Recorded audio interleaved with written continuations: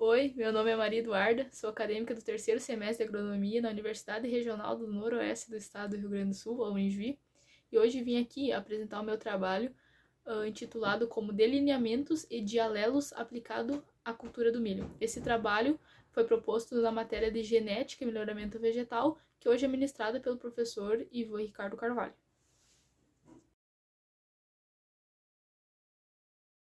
O milho é uma importante cultura, tanto brasileira quanto mundial, né? E isso vem muito de seus usos, né? Hoje a gente consegue ter muitos usos para esse cereal, e como, por exemplo, para alimentação humana, para alimentação animal. Além disso, hoje é feito vários biocombustíveis, né? Que são a partir do milho. Enfim, e hoje a gente também tem a tecnologia, o campo e o melhoramento genético muito interligado, né? Com isso, o melhoramento genético trabalha em características do interesse agronômico, levando assim cultivares para os produtores, onde tem melhor produção, onde sejam mais tolerantes a algumas doenças, enfim. E com isso se torna necessário tomar decisões dentro do programa de melhoramento, que pode ser formas de conduções, os delineamentos, enfim, como vai ser feito a parte experimental. E é isso que eu vou tratar então um pouquinho no meu trabalho. O teste de progênese eu pesquisei em um livro que eu irei deixar a foto no final desse vídeo. Luiz Vilmorin, na metade do século XIX, instaurou a ideia desse método. Entretanto, só em 1999, Allard definiu como uma avaliação da constituição genética dos genitores com base no fenótipo da progênese. De uma maneira mais simples, seria a seleção com o teste de progênese resulta em uma melhor eficácia na seleção, principalmente daqueles caracteres que possuem menos herdabilidade. Então, o teste de progênese, quando aplicado em plantas alógomas, como o milho, que é o nosso exemplo, são de boa confiabilidade. Entretanto, tu precisa um grande número de repetições, o que para o melhoramento genético não é tão bom, pois isso envolve tempo e custo. O principal objetivo desse tipo de melhoramento é tornar maior a frequência dos alelos favoráveis, sendo assim melhorar as características das populações. Sem o teste de progênese, a seleção é baseada no fenótipo, e nos métodos com teste de progênese, a seleção é feita com base nos comportamentos de descendentes. Em 1840, Luiz Vilmorin começou a fazer então a seleção espiga por fileira. Ele nomeou o método assim, pois cada espiga era semeado em uma fileira. E o pesquisador obteve muito sucesso quando selecionou beterraba para alto teor de açúcar. E daí ele pensou em fazer algo similar no milho, para selecionar alto e baixo teor de proteína e óleo. E com o êxito do experimento, ele foi fazer isso também para produtividade. Porém, não deu certo, pois o milho possui uma grande endogamia e, como não era isolado, deu problema.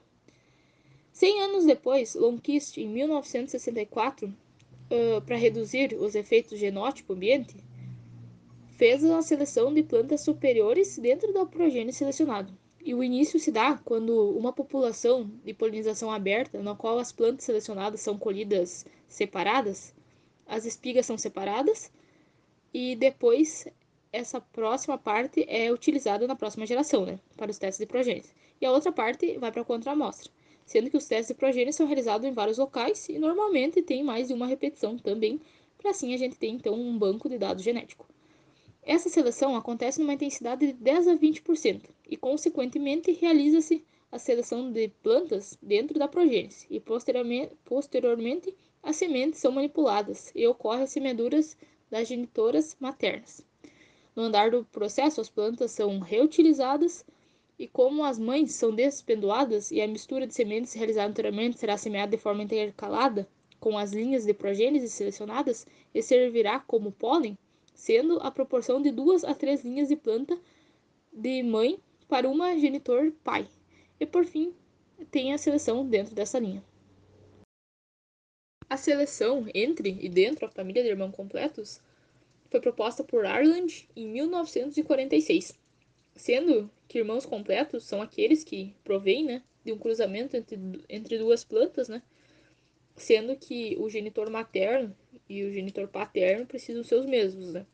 Sendo assim, a gente consegue obter várias progênises cruzando as plantas de forma manual, né? Sendo que na geração seguinte, as progênises são avaliadas, né, no ensaio para a característica desejada e a intensidade varia em torno de 15%. Pode também obter, né, um novo conjunto de progênie na primeira geração e depois ganhar tempo, no caso, dentro da progênie selecionada, ocorrer o cruzamento individual com as melhores plantas de outra progênie.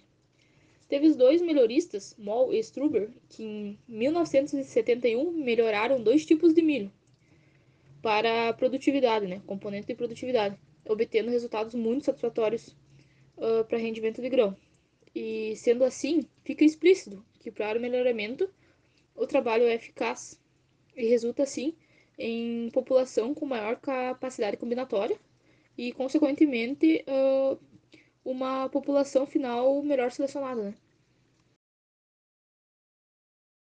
Outra forma também, então, de conduzir o experimento de seleção pode ser através da seleção recorrente, né? Existem três pontos que divergem a seleção massal da seleção recorrente, sendo o primeiro a seleção individual para cada planta, né? O ponto 2, autofecundação das plantas selecionadas com o controle da polinização, tanto do genitor A quanto do genitor B, tanto do genitor materno quanto do genitor paterno. E o 3, a seleção das melhores plantas e depois a recombinação dessas plantas, né? Esse método foi proposto em 1945 por Hu e é compreendido por uma seleção sistemática de indivíduos desejáveis a partir de uma nova população. O processo se dá em ciclos de desenvolvimento de uma população e posterior avaliação e a seleção de indivíduos que são escolhidos como genitores. Com as grandes alternativas de modelos e modos de melhoramento, os objetivos da seleção recorrente são os mesmos e tensionam ao melhor desempenho de população. Cada vez que uma população é formada, considera-se como um ciclo completo. Então, tem vários ciclos de recombinação, o que possibilita a quebra de blocos e, consequentemente, obtém maior coeficiente de variabilidade genética, o que possibilita a seleção de caracteres quantitativos, sendo que permite novas combinações, né, favoráveis de genes e assim aumentando a frequência. Sendo também importante ressaltar que a população base tem que ser formada a partir de genótipos e comportamentos superiores daquele caractere de interesse, né, por exemplo. E, entretanto, esses também precisam ser de número suficiente e apresentar para representar a variabilidade genética, né? Sendo que assim os métodos de seleção recorrente são mais apropriados para objetivos a longo prazo, né? E para a seleção de caracteres quantitativos.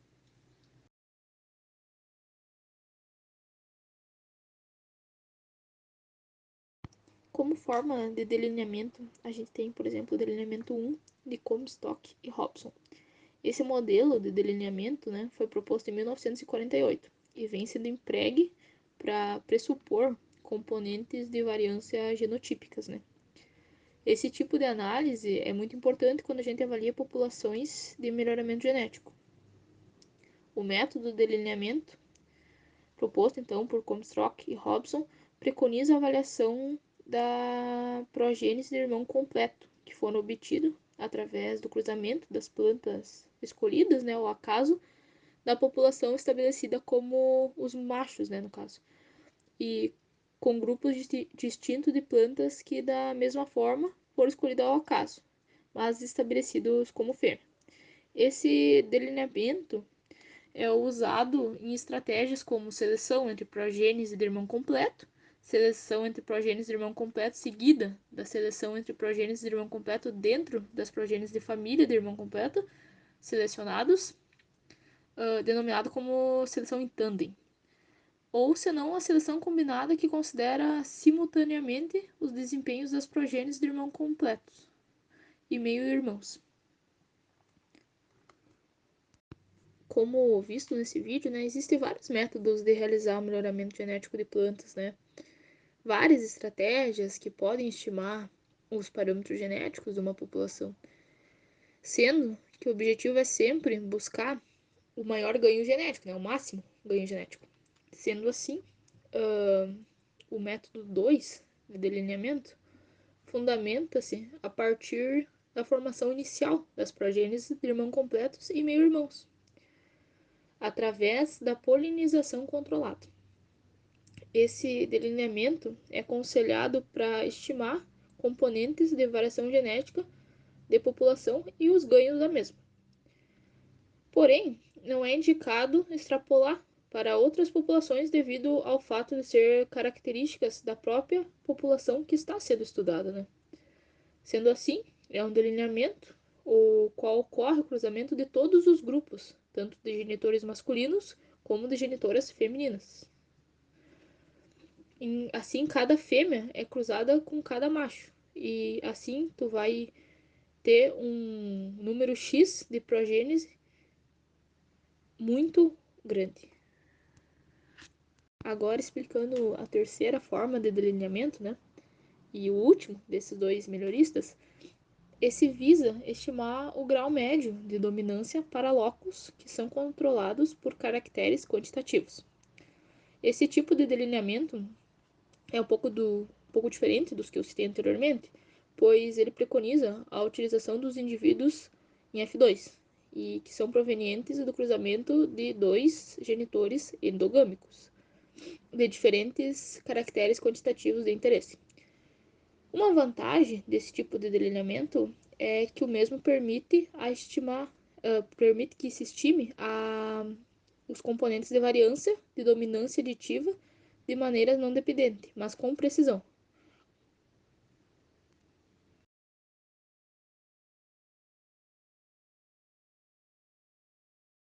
Davis, em 1927, foi citado em alguns trabalhos, né?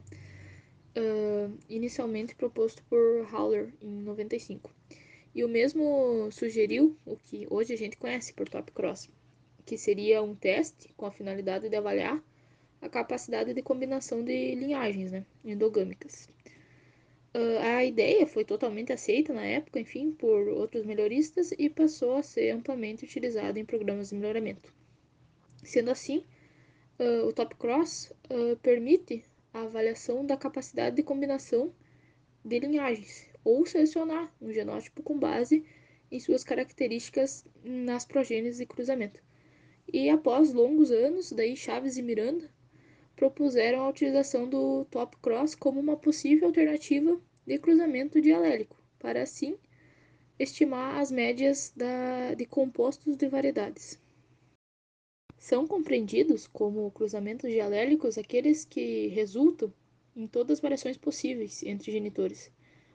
Atualmente a gente encontra diversos métodos de analisar esse tipo de cruzamento, né? Sendo que Jinks e Hyman foram grandes pioneiros em estudos acerca do assunto, né?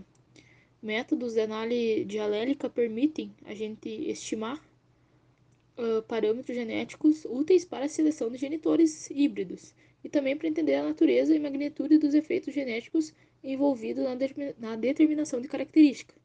Entre os métodos propostos por esses dois melhoristas que eu falei anteriormente, não ocorre fundamentação em modelos já definidos, mas no conhecimento acerca da natureza e da estatística, as quais se obtém através da tabela dialélica, que fornece informações então sobre o controle genético do caractere o qual tu tem interesse. Outro método de análise dialélica é o método de Hyman, né, que fornece informações sobre os mecanismos básicos de herança de caractere em estudo. E o método de Hyman se fundamenta em conhecimentos acerca da natureza ambiental e genética de estatística como média, variância também, as quais também foram obtidas pela tabela que eu já mencionei no melhorista anterior, envolvendo um número X de genitores homozigotos com alelos contrastantes para o objetivo. Esse tipo de análise é de suma importância, pois apresenta estimativa de seus parâmetros genéticos, a interação dos alelos e também o número de genes. Além disso, permite também avaliar o potencial de linhagens endogâmicas, para assim utilizar em cruzamento. No final, esses atributos conseguem ter uma melhor determinação das estratégias adequadas, visando o incremento nos caracteres que tu tem interesse. Porém, essa análise tem alguns impasses e algumas restrições, como a segregação diploide e a ausência do efeito materno e cruzamentos também. Os procedimentos de Griffin foram descobertos em 1956 e muitas vezes ele vem associado às análises de Gardner e permite assim ter uma análise mais completa, né? Sendo que o pesquisador descobriu no processo que se torna possível estimar os componentes de variância referente à capacidade geral e específica de combinação. Os procedimentos deles são três, sendo o primeiro os parentais, o 2 os de geração F1 e o 3 os cruzamentos recíprocos, né? Esse melhorista estudou também 4 diferentes métodos alternativos de dialelo, e os quais variam de acordo com o material genético, né? Conforme a natureza da tua amostra, deve ser as tuas análises, né? Considerando o modelo fixo quando os parentais foram previamente já selecionados. Sendo assim, quando as análises de combinação são realizadas em variedades sintéticas para determinar os parentais, é aconselhado sempre a inclusão no mesmo dialélico, né? E é aconselhado utilizar os métodos conforme o que tu deseja, né? Gardner e Eberhardt também foram muito importantes para o melhoramento, né? Eles apresentaram 3 formas de se analisar, sendo a primeira forma começar pela média das variedades dos híbridos ou das variedades autofecundadas. E depois, né, posteriormente, multiplicar por cruzamentos ao acaso. Sendo assim, nessa análise seriam testados os efeitos aditivos, os efeitos de dominância e de heterose. Sendo que de heterose daí seria heterose média, variantal e específica, né? No tipo de análise 2, possuímos o grupo de variedade, seus híbridos nessa análise também, são analisados os efeitos de variedade, os quais são misturados com efeito genético aditivo e de dominância, além daqueles que provêm da heterose. Um marco bem importante é que esse tipo de análise foi o modelo para calcular as somas dos quadrados, que são apresentados no meu trabalho escrito. A análise 3, diferente das anteriores, ela se refere à avaliação exclusiva dos cruzamentos entre um grupo de variedades, sendo que o modelo de cruzamento é composto em efeito de capacidade geral de combinação e específica e, além de tudo, proporciona um modelo genético levando em consideração o efeito do tipo aditivo-aditivo, além de considerar o alelismo múltiplo. Kemp Thorne e Cournot também foram muito importantes para o melhoramento, pois eles propuseram um dialelo circulante que permite um envolvimento de um número maior de genitores. Porém, ele não tem sido muito utilizado pela decorrência do ceticismo de alguns pesquisadores e também quando comparado ao método de dialelos completos, ele não é tão bem aceito. Entretanto, é possível tu avaliar um número x de acessos representado pelo número y de combinações, podendo ser híbridas e ou genitores, né? Como uma expressão geométrica, sendo que o S é menor que o número de combinações híbridas exigidas no dialelo de Riemann, por exemplo.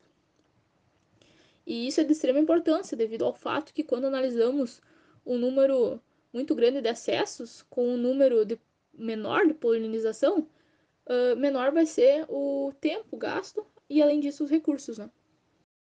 Agora, então, partindo para o último dialelo, é o que foi proposto por Cruz e Regazzi em 1994. Esse método foi baseado em regressão e respostas individuais dos genótipos com efeito do ambiente, que comumente é estimado com o uso de índice ambiental e com associação de regressão linear. Porém, como os anteriores, esse método também tem suas limitações, entre elas é o número mínimo de ambientes, sendo necessário 3 ambientes para o método acontecer. E esses ambientes, 6 deles serão por regressão linear e simultaneamente deve ocorrer a avaliação de número maior de parâmetros e um problema de ordem matemática e estatística de exigência de dependência entre índice de ambiente e produtividade média de cultivares. Por fim, como conclusão, em todo o trabalho, o grupo de melhoramento, quem trabalha com melhoramento, é responsável pelas decisões, né? E, consequentemente, pelo gerenciamento dessas. Sendo assim, tu pode organizar os seus experimentos e, consequentemente, a tua obtenção de um genótipo conforme tu quer. Então, com isso, a gente tem diversas formas de organizar e de fazer e assim conseguir ou não melhorar certas características conforme conforme o objetivo.